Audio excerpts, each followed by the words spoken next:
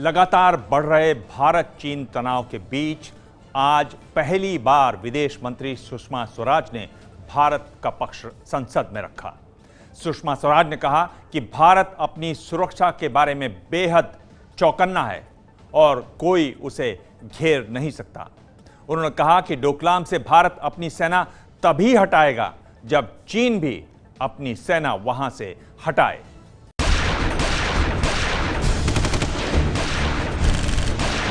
चीन की चाल अब नहीं चलेगी।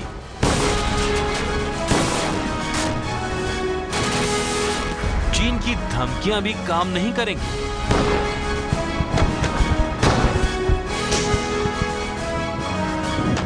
भारत ने साफ कर दिया है कि सुरक्षा के मुद्दे पर कोई समझौता नहीं किया जाएगा।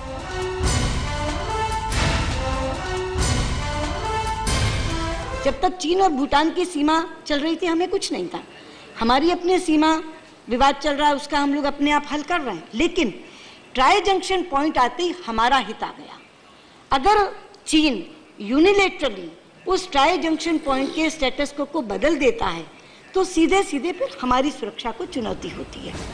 राज्यसभा में सवाल का जवाब देते हुए विदेश मंत्री सुषमा स्वराज ने चीन के साथ जारी टकराव के बारे में देश को जानकारी दी।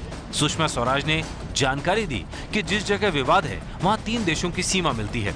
भारत और चीन अपनी सीमा तय कर लेंगे, भूटान और चीन अपनी सीमा तय कर लेंगे। लेकिन एक जगह ऐसी है जिसे ट्राई जंक्शन पॉइंट कहते हैं और उस ट्राई जंक्शन पॉइंट में ये सहमति है, रिटर्न में सहमति है।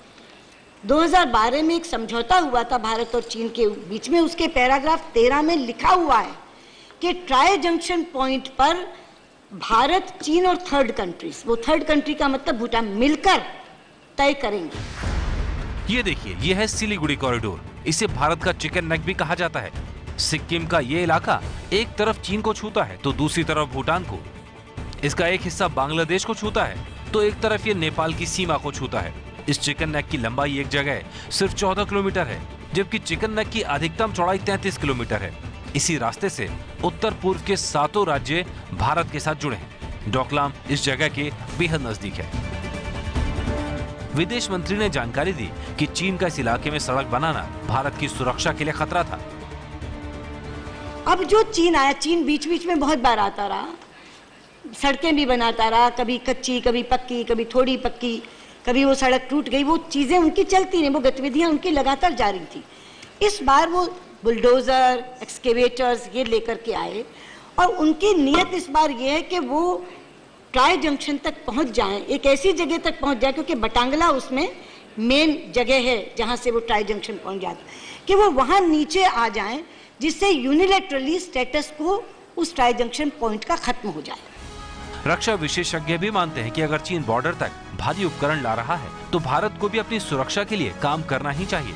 हिंदुस्तान किसी भी तरह डोकलाम से नहीं हटेगा, क्योंकि अगर वो डोकलाम में सड़क बनाता है तो हिंदुस्तान की सुरक्षा के लिए बहुत बड़ी चुनौती है, जो हिंदुस्तान कभी भी उसको एक्सेप्ट नहीं कर सकता। भारत ने साफ शर्त रख दी है कि अगर चीन विवाद का समाधान चाहता है तो उसे भी सीमा से सेना हटानी पड़ेगी। वहीं चीन की तरफ से ये बयान आया है कि बातचीत में कोई रुकावट नहीं है। बातचीत की शर्त यह है कि भारत को अपने सैनिकों को वापस बुलाना होगा। 1 महीने से डोकलाम इलाके में भारत और चीन की सेना आमने सामने है। इस मसले पर 26 और 27 जुलाई को भारत और चीन के बीच बातचीत होने की संभावना है, जब भारत के राष्ट्रीय सुरक्षा सलाहकार अजीत डोभाल ब्रिक्स बैठक में हिस्सा लेने चीन का दौरा करेंगे। हालांकि विदेश मंत्रालय ने यह स्पष्ट नहीं किया है कि इस दौरान क्या बातें होंगी।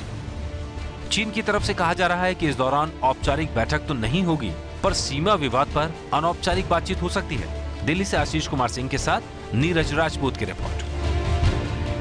ये है एबीपी न्यूज, आपको रखे आगे।